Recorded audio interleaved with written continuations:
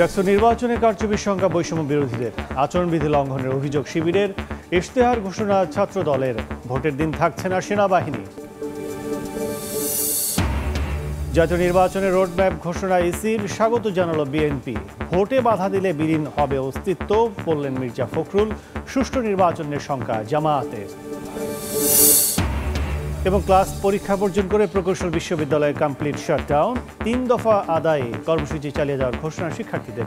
ন্যায্য সমাধানের চেষ্টায় সরকার।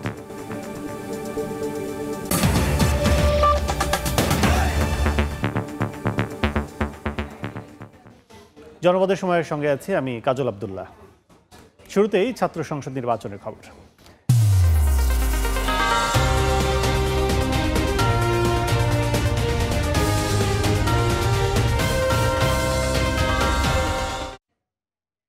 ডাকসু নির্বাচনের প্রচারণার তৃতীয় দিনেও অভিযোগ পাল্টা অভিযোগে সরগরম ছিল ঢাকা বিশ্ববিদ্যালয় ক্যাম্পাস। ছাত্র সংসদ নির্বাচন নিয়ে প্রার্থীদের ভাবনা জানাতে ঢাবি ক্যাম্পাসে আছেন সহকর্মী শাকির আহমেদ। যাচ্ছি তার কাছে।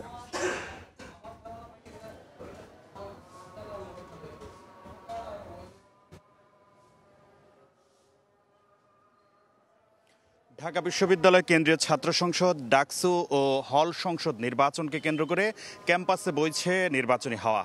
শিক্ষার্থীরা অধীর আগ্রহে অপেক্ষা করছেন তাদের ভোটাধিকার প্রয়োগের জন্য, আর প্রার্থীরা তাদের নানা প্রতিশ্রুতি দিয়ে শিক্ষার্থীদের কাছে সমর্থন ও ভোট চাইছেন।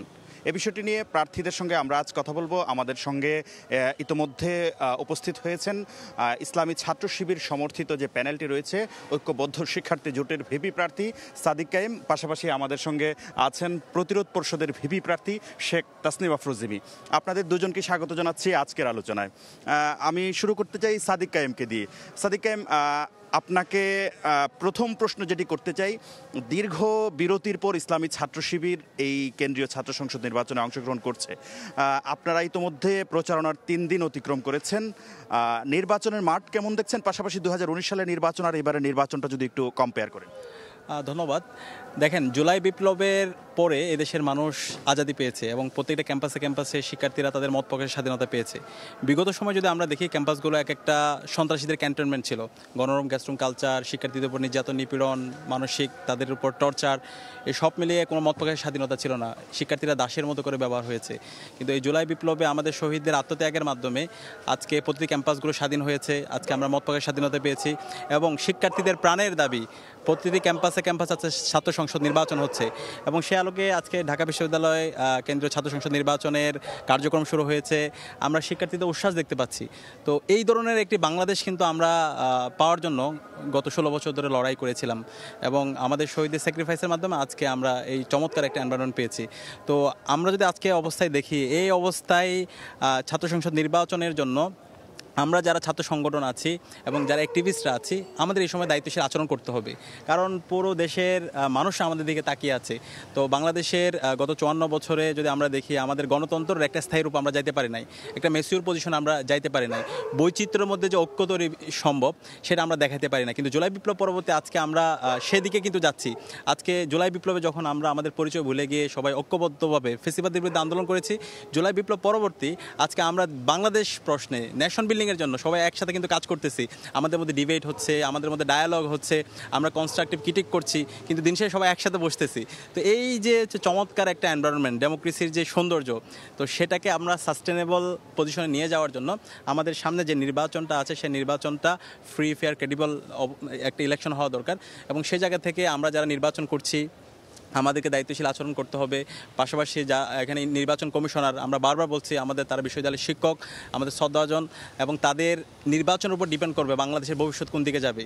তো আমরা এমন একটা এক্সাম্পল সেট করতে চাই যার মাধ্যমে একটা অসাধারণ একটা নির্বাচন হবে এবং এই নির্বাচনের মাধ্যমে সারা জাতি চমৎকার একটা বার্তা পাবে এবং সামনে যে ন্যাশনাল ইলেকশন সহ সব নির্বাচনগুলো একটা প্রাণবন্ত একটা নির্বাচন হবে। তো আমরা আশা করছি সেদিকে আমরা যাচ্ছি এবং এই জায়গা থেকে আমরা আমাদের জায়গা থেকে আমাদের যে জোট, ঐক্যবদ্ধ শিক্ষার্থী জোট, আমরা আমাদের যে আকাঙ্ক্ষাগুলো সেগুলো বলছি, আমাদের ইশতেহারে কী কী থাকছে সেগুলো বলছি, এবং আমরা বলছি আমাদের যে জোটটা করেছি সেটা হলো ইউনিটি ইন ডাইভার্সিটি। আমরা শুধুমাত্র এখানে শিবিরকে রাখি নাই, শিবিরের যেমন অ্যাক্টিভিস্টরা আছে, এর পাশাপাশি যার যে জায়গায় এক্সপার্টাইজ আছে আমরা তাদেরকে নিয়ে এসেছি। কারণ ডাকসু আমরা যদি এই সমাজে চলতে চাই, যারা আমার সমালোচনা করে আমার তাকেও লাগবে, আবার যে আমার পক্ষের তাকেও লাগবে, সবাইকে নিয়ে আমাকে একসাথে চলতে হবে। তো সেটার এক্সাম্পল কিন্তু আমাদের এই জোটের মধ্যে আমরা রাখার চেষ্টা করেছি। এবং প্রত্যেক যদি দেখেন এখানে আমরা যদি যারা সম্পাদকের পদে আছে, যে ইশতেহার পাশাপাশি আপনাদের প্রার্থীদের বিষয়ে শুনবো, আমি একটু ইমির কাছে যেতে চাই। ইমি, আপনার কাছেও সেই প্রশ্নটি। আমরা আপনার একটি কমেন্ট দেখলাম, আপনি একটি কমেন্ট করেছেন যে আসলে 2019 সালের নির্বাচনের চেয়েও মানে কম গুরুত্ব দিয়ে বা আসলে ব্যবস্থাপনার তেমন উন্নয়ন না করে এবারে নির্বাচনটি হচ্ছে। 2019 সালের নির্বাচনের তুলনায় এটিকে কেন আসলে বলছেন প্রস্তুতিহীন নির্বাচন, বা কি কারণে আসলে আপনি এটি বলছেন দুটি নির্বাচনের যদি কম্পারিজন আমরা করি? ধন্যবাদ। 2019 সালে শুধু ছাত্রলীগ নির্বাচন আচরণবিধি লঙ্ঘন করত, এখন আসলে সব প্যানেলই কম বেশি নির্বাচনী আচরণবিধি লঙ্ঘন করছে এবং তার বিরুদ্ধে প্রশাসনের কোনো আসলে পদক্ষেপ নেই। এটা একটা ব্যাপার। এবং আরেকটা ব্যাপার হচ্ছে, গত পরশুদিন সকাল 11টায় আমাদেরকে একটা মতবিনিময় সভা বিশ্ববিদ্যালয় প্রশাসন নির্বাচন কমিশন আমাদেরকে বলেছিল, এবং সেখানে আমাদের সিরিয়াস কিছু কনসার্ন ছিল, কিন্তু ওনারা আমাদেরকে কাউকে কথা বলার কোনো সুযোগ দেন নেই। ওনারা জাস্ট ওনাদের কথাগুলো আমাদেরকে নোটিফিকেশনের মতো জানিয়ে দিয়েছেন, এবং সেই কাজটা আসলে ওনারা আপনাদের মাধ্যমে, গণমাধ্যমের মাধ্যমে বিজ্ঞাপন দিয়েও করতে পারতেন। শুধু আমাদের ফার্স্ট আওয়ারটা আমাদের প্রচারণার প্রথম দিন আসলে নষ্ট হয়েছিল।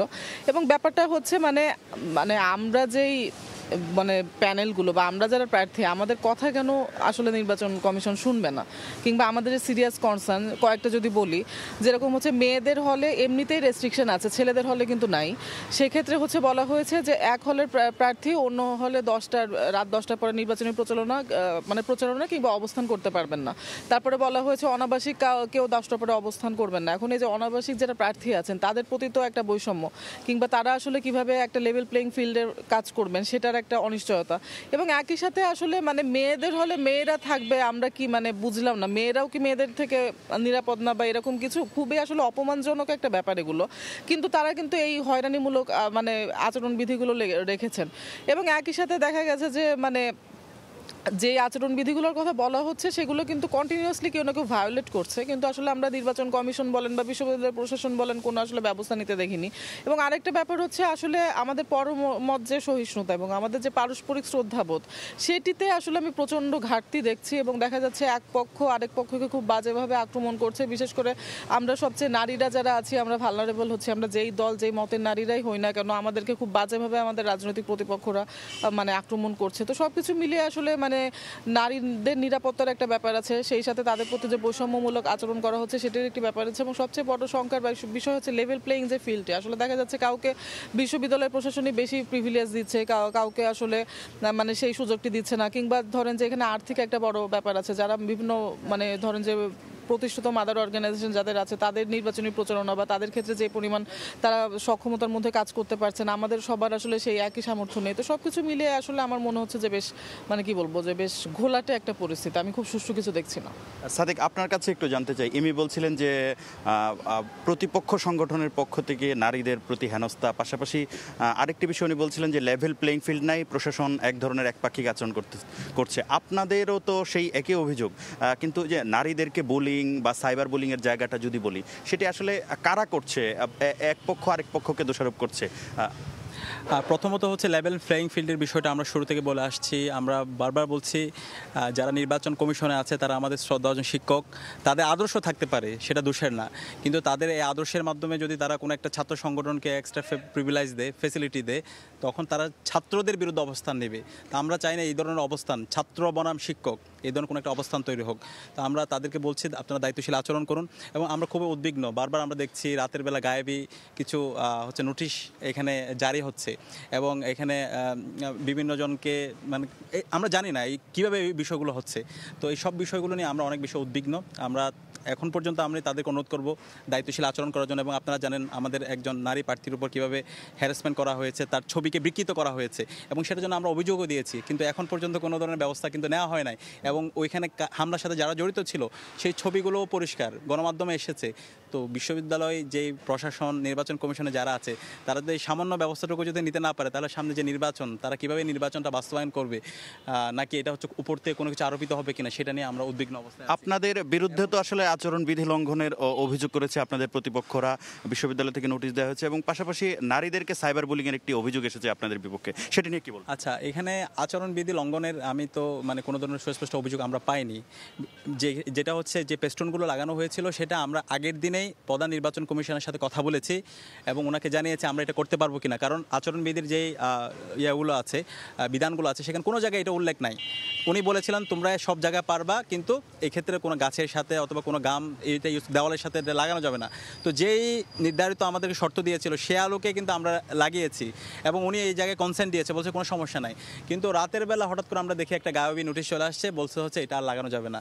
তো যে আগের দিন যিনি একটা সিদ্ধান্ত নিয়েছেন এবং সকালবেলা বলেছেন না তোমরা হচ্ছে নির্বিচারে তোমরা হচ্ছে ভালোভাবে তোমাদের প্রচারণা চালিয়ে যেতে পারবা, কিন্তু রাতের বেলা আমরা দেখতেছি হচ্ছে এটা করা যাবে না। তো এই ধরনের যে অবস্থান যেটা হচ্ছে মুহূর্তেই পরিবর্তন হয়, তো সেই সিদ্ধান্তগুলো নিয়ে আমরা খুব উদ্বিগ্ন। আমরা তাদেরকে বলেছি যখন কোনো সিদ্ধান্ত নেবেন যতজন অংশীজন আছে তাদের সাথে তো একটু আলাপ করতে হবে, এবং যেহেতু আমি আগের দিন ওনার সাথে আলাপ করেছি এবং উনি বলেছে কোনো সমস্যা নেই, তো পরের দিন এমন কি হলো যে যার মাধ্যমে হচ্ছে আমাদের সিদ্ধান্তটা পরিবর্তন হয়ে যাচ্ছে।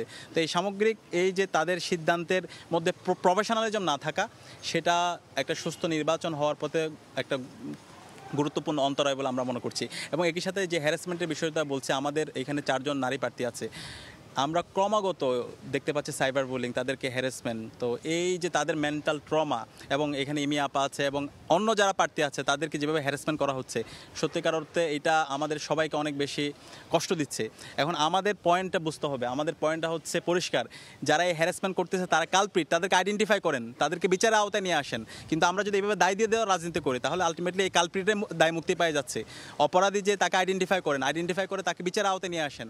এটা আমরা বিশ্ববিদ্যালয় প্রশাসনকে জানাই, নির্বাচন কমিশনকে বলেছি, আমরা যারা ছাত্র সংগঠন আছে আমাদের এই জায়গায় আমরা দায়িত্বশীল আচরণ করছি, এবং আমাদের দায়িত্বশীল জায়গা থেকে আমরা বলতে চাই আমাদের জোটের যারা আছি অথবা আমাদের যে ছাত্র শিবিরের আপনি দেখতে পাবেন না, আমরা নেতৃত্ব পর্যায়ে যারা আছে কেউ কোনো নারীকে হ্যারাসমেন্ট করছে, কোনোভাবে হচ্ছে তাকে সাইবার বুলিং করছে, সেরকম কোনো এক্সাম্পল আপনি দেখাতে পারবেন না। তো আমাদের জায়গা থেকে আমরা দায়িত্বশীল আচরণ করছি, এবং আমি অলরেডি 2টা ফেসবুক পোস্টও দিয়েছি। আমি সারা দেশের সবাইকে আমি আহ্বান জানিয়েছি, পাশাপাশি ছাত্র সংগঠনকে আহ্বান জানিয়েছি, ইন্ডিপেন্ডেন্ট অ্যাক্টিভিস্টদেরকে আহ্বান জানিয়েছি। আমাদের এই নারী তারা আমাদের সম্মানের জায়গা, এবং এই নারীদের আমাদের আজকে যে জুলাই বিপ্লব যে সফল হয়েছে, এই সফলতার পেছনে মূল কারিগর ছিল আমাদের নারীরা। যেভাবে তারা আমাদেরকে সাহস জুগিয়েছে, তারা সবসময় সামনে ছিল। 15 জুলাই যখন হামলা হয়েছিল, ছাত্রলীগ সন্ত্রাস যখন হামলা করছে, তখন আমাদের এই নারীরা, আমাদের এই বোনরাই কিন্তু আমাদেরকে প্রোটেক্ট করেছে। এবং যখন ইন্টারনেট ব্ল্যাকআউট ছিল, কারফিউ জারি ছিল, তখন কিন্তু এই নারীরাই, সেটা যাত্রাবাড়ি বলেন, রামপুরা বলেন, বাড্ডা, মিরপুর, সাভার সহ সারা দেশে হিজাবি নন হিজাবি সবাই রাস্তা নেমে পড়েছিল, এবং এর মাধ্যমে কিন্তু আজকে আমরা আজাদি পেয়েছি। এবং জুলাই বিপ্লব পরেও আমাদের নারীরা এই রাজনীতি তারা আসছে, এবং রাজনীতিতে আমাদেরকে নতুন নতুন তারা আমাদেরকে আইডিয়া দিচ্ছে, এবং যেটা আমাদের ন্যাশন হিসাবে আমাদেরকে এগিয়ে যাওয়ার জন্য, যেটা গুরুত্বপূর্ণ একটা আমাদের জন্য, মানে অসাধারণ একটা আমাদের জন্য। সাদিক, আপনার কাছে আরেকটু শুনবো। সাদিক বলছিলেন যে তারা আসলে কোনো ধরনের বুলিং বা কোনো ধরনের হ্যারাসমেন্ট দেখছেন, আসলে কারা নারীদের প্রসঙ্গটি বলছিলেন। আপনি একটি হল থেকে ভিপি নির্বাচিত হয়েছিলেন, সেই হলে নারীদের সমস্যা সমাধানে আপনি কী করেছিলেন? বিশেষত যদি বলতে চাই, ওই হলের আবাসিক যে সমস্যাটি, নারী হলের আবাসিক একটি সমস্যা আমরা দেখতে পাই যে তাদের হল অনেক কম এবং সিটও অনেক কম। সেই ক্ষেত্রে আপনি ভিপি থাকাকালীন ওই হলে আসলে এই আবাসন সংকট সমাধানে আসলে কি করেছিলেন এবং সামনের দিনে কি করতে চান? আসলে নারীদের যে ব্যাপারটা, ধরেন যে যেরকম আমি যদি উদাহরণ বলি, বিগত সরকারের আমলে যে ছাত্র সংগঠন ছিল বাংলাদেশ ছাত্রলীগ, তারা নিজেরা তো নিপীড়ক ছিলই, কিন্তু তাদের একদম এক্সট্রিমিজম চালানোর যে জায়গাটি ছিল, সেই প্ল্যাটফর্মটি ছিল হচ্ছে মুক্তিযুদ্ধ মঞ্চ। আমি জাস্ট একটা উদাহরণ হিসেবে বললাম। এখন ব্যক্তি সাদেক কায়েম হয়তো কাউকে বুলি করছে না, বা ও আসলে অত্যন্ত ভদ্র ছেলে, আমি ওকে অত্যন্ত স্নেহ করি, কিন্তু কথা হচ্ছে সাদিক কায়েমের একজন সমর্থকই যদি কন্টিনিউয়াসলি নারী নিপীড়নমূলক কাজ করে, যেরকম আমি একটু উদাহরণে বলি, মার্কেটিং ডিপার্টমেন্টের একজন শিক্ষার্থী আছে, বর্তমানে লন্ডনে মানে পড়াশোনা করছেন, বিভিন্ন সময় আমাকে ডিমি বলে সম্বোধন করছে। এইটা বলার কারণ কি, SM হলে কিন্তু আমাকে হচ্ছে, আমি একটা অন্যায়ের প্রতিবাদ করতে গিয়েছিলাম, একটা ছেলেকে হল থেকে বের করে দিয়েছিল পিটিয়ে, প্রতিবাদ করতে গিয়েছিলাম, আমার গায়ে ডিম ছুঁড়েছিল। তো তখন ডিম ছুঁড়েছিল বলে ইমিকে তারা ডিমি বলছে। তো এই যে মানে ছাত্রলীগের নিপীড়নকে যে লেজিটিমাইজ করা, এবং দেখবেন যে অনেকে এই নামটি দিয়ে আমাকে সম্বোধন করেন, এবং তাদের প্রোফাইলগুলোতে যদি আপনি দেখেন, আপনারা তাদের শেয়ার করা কন্টেন্টগুলো দেখলে বুঝতে পারবেন তারা কোন দলের সমর্থক। তো ব্যাপারগুলো আসলে এরকম যে মানে ধরেন যে আমি নিজে নিষ্কণ্টক থাকলাম বা নিজে একদম মানে নিজের হাতে কোনো কাদা লাগালাম না, কিন্তু কাউকে না কাউকে দিয়ে আমি কাজটা করাচ্ছি কিংবা সেটা মানে প্রতিবাদ করছি না। তো ব্যাপারগুলো আসলে কি বলবো যে চাইলে তো আসলে অনেক রকম, যেরকম মানে 19 সালে নির্বাচনে আমাদের মঞ্চ করার কোনো অনুমতি ছিল না। তো যখন ছাত্রলীগ মঞ্চ করে তখন সাদ্দাম বলে ওটা মঞ্চ না, ওটা পাত্রাতন ছিল। আমরা আপনার কথাটি আরেকটু শুনবো, আমরা আমাদের ডিজিটাল প্ল্যাটফর্মের বাকি অংশটুকু শুনবো। ছাত্র সংসদ নির্বাচনের প্রার্থীদের ভাবনা নিয়ে সরাসরি জানতে এতক্ষণ সরাসরি ছিলাম ঢাকা বিশ্ববিদ্যালয়ে। ডাকসু নির্বাচন নিয়ে আলোচনার বাকি অংশ দেখতে চোখ রাখুন সময় টিভির ফেসবুক পেজে। আগামীকালও ডাকসু নিয়ে থাকছে আলোচনা। ত্রয়োদশ জাতীয় সংসদ নির্বাচনের রোডম্যাপ ঘোষণা করেছে নির্বাচন কমিশন। সরকার ঘোষিত সময় অনুযায়ী ফেব্রুয়ারির প্রথমার্ধেই হবে ভোট। তার 60 দিন আগে ঘোষণা হবে তফসিল। উৎসবমুখর পরিবেশে ভোটের আয়োজন করতে চায় উল্লেখ করে ইসি সচিব জানান, সেপ্টেম্বর থেকে শুরু হচ্ছে রাজনৈতিক দল ও অংশীজনদের সঙ্গে ইসির সংলাপ। চলতি বছরের শুরু থেকেই ত্রয়োদশ জাতীয় সংসদ নির্বাচনের প্রস্তুতি চলছে নির্বাচন কমিশনে। অলিখিত নানা সভার মধ্য দিয়ে এগিয়ে নিচ্ছে ভোটের কাজ। বৃহস্পতিবার সংসদ জাতীয় নির্বাচনের সব কার্যক্রম কোনটি কোন সময়ের মধ্যে সম্পন্ন হবে তা নিয়ে নির্বাচনের রোডম্যাপ প্রকাশ করেছে নির্বাচন কমিশন। এদিন দুপুরে সংবাদ সম্মেলন করে কমিশনের সিনিয়র সচিব আক্তার আহমেদ রোডম্যাপ ঘোষণা করেন। সংসদীয় আসনের সীমানা নির্ধারণ, ভোটার তালিকা চূড়ান্ত, রাজনৈতিক দল ও দেশীয় পর্যবেক্ষক সংস্থার নিবন্ধন চূড়ান্ত করা সহ 24টি গুরুত্বপূর্ণ কাজকে প্রাধান্য দিয়ে ইসি কাজ করবে বলেও জানান তিনি। 31 অক্টোবর পর্যন্ত যাদের বয়স 18 বছর হবে তাদেরকে নিয়ে একটা ভোটার তালিকা করব, যেটা আমরা কমপ্লিট করব by the end of November. নতুন রাজনৈতিক দলের নিবন্ধনের যে কার্যক্রম আমরা সেপ্টেম্বরের ভিতরে কমপ্লিট করতে পারবো। 30 সেপ্টেম্বরের ভিতরে আমরা আশা করছি যে বিধিবিধানগুলোকে আমরা সংশোধন পারবো। বলেন, সেপ্টেম্বরের শেষে 1 থেকে 1.5 মাস সময় লাগবে অংশীজনদের সঙ্গে সংলাপ করতে। সেপ্টেম্বরের শেষাংশ থেকে আমরা 1 থেকে 1.5 মাস সময় নিব। সুশীল সমাজ, রাজনৈতিক দলের প্রতিনিধি, বিশ্ববিদ্যালয়ের শিক্ষক, নারী সমাজের প্রতিনিধি, ইলেকট্রনিক অ্যান্ড প্রিন্ট মিডিয়ার ব্যক্তিত্ব যারা আছেন ইত্যাদি যারা আছেন তাদেরকে সবাইয়ের সাথে আমরা এই সংলাপ গ্রহণ করব। ফেব্রুয়ারির প্রথমার্ধে হবে নির্বাচন, সেই অনুযায়ী এবছরের ডিসেম্বরের প্রথমার্ধে হবে তফসিল জানান ইসি সচিব। বলেন, ভোটের চ্যালেঞ্জ মোকাবেলায় প্রস্তুত কমিশন। ভোট গ্রহণের তারিখের 60 দিন আগে আমরা তফসিল ঘোষণা করব। পরিস্থিতি আসবে, পরিস্থিতি মোকাবেলা করতে হবে, ওটাই চ্যালেঞ্জ, এবং ওইটার জন্য মানসিকভাবে যে দৃঢ়তা থাকা দরকার, আল্লাহর মেহেরবানিতে আমাদের সবারই সেই দৃঢ়তা আছে। আসন্ন জাতীয় নির্বাচনে আইটি সাপোর্টেড পোস্টাল ব্যালটের মাধ্যমে প্রবাসী বাংলাদেশিরা ভোট দিতে পারবেন। প্রচারটা কাউসার চৌধুরী কুমু, সময় সংবাদ, ঢাকা। কিন্তু সারা দেশের সব ক্যাম্পাস শাটডাউন থাকবে বলে জানিয়েছেন প্রকৌশল শিক্ষার্থীরা। এ সময় দোষীদের উপযুক্ত শাস্তি নিশ্চিত না করা হলে আরও কঠোর কর্মসূচির হুঁশিয়ারি দেন তারা। বিকেলে আইইবি ভবনে অনুষ্ঠিত প্রেস ব্রিফিংয়ে প্রকৌশল শিক্ষার্থীরা আরও জানান, ডিপ্লোমা ডিগ্রিধারীদের জন্য 33% পদোন্নতি কোটা অযৌক্তিক, যা বাতিল করতে হবে। গতকাল আমাদের ডিএমপি কমিশনার উনি যে কমিটমেন্টগুলো করে দিয়েছে, আজকেও তার কোনো ফলপ্রসূ রেজাল্ট আসেনি। আমরা সারা দেশে এই কমপ্লিট শাটডাউনটা ক্যাম্পাসে, এটা আমরা বলবৎ রাখছি। 1, 2 নাম্বার, আমাদের সাথে বারবার উপদেষ্টা মন্ডলী যোগাযোগ করছেন, যারা বারবার বলছেন জনদুর্ভোগ এড়িয়ে কাজ করতে। আমরা এই জন্য সারা দেশে আমরা কোনো ব্লকেটের ব্যাপারে এখনই সিদ্ধান্ত নেইনি, বরং আমরা সারা দেশে বিভাগীয় প্রকৌশলী সমাবেশ সম্পন্ন করব। এটা নেক্সট 1 সপ্তাহের মধ্যে আমাদের বিভিন্ন বিভাগীয় শহরে এটা সম্পন্ন হবে। জনপদের সময় যশোরে আলাদা অভিযানে 36টি স্বর্ণের বার সহ 3 জনকে আটক করা হয়েছে। সকালে যশোর মাগুরা মহাসড়কের কোদালিয়া বাজারে অবস্থান নেয় বিজিবির একটি দল। এ সময় ঢাকা থেকে ছেড়ে আসা একটি বাসে তল্লাশি চালিয়ে সাজিদ নামে এক যুবককে আটক করা হয়। পরে তার মানিব্যাগ থেকে 2টি স্বর্ণের বার উদ্ধার করা হয়েছে। বিজিবির অপর একটি দল যশোর নড়াইল সড়কের তারাগঞ্জ বাজার এলাকায় অবস্থান নেয়। এ সময় ঢাকা থেকে ছেড়ে আসা আরেকটি বাসে তল্লাশি করে জাহিদ ও বাপ্পি নামে 2 যুবককে আটক করে। পরে তাদের কাছ থেকে উদ্ধার করা হয় 34টি স্বর্ণের বার।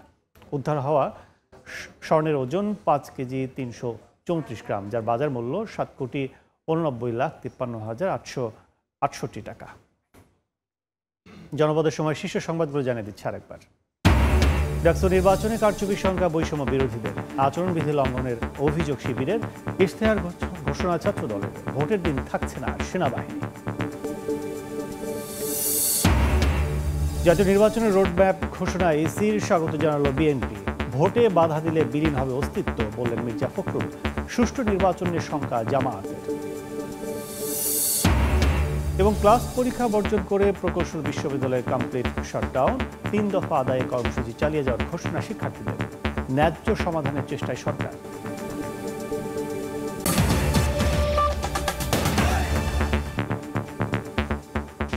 এই ছিল জনপদের সময়। সঙ্গে থাকুন সময়।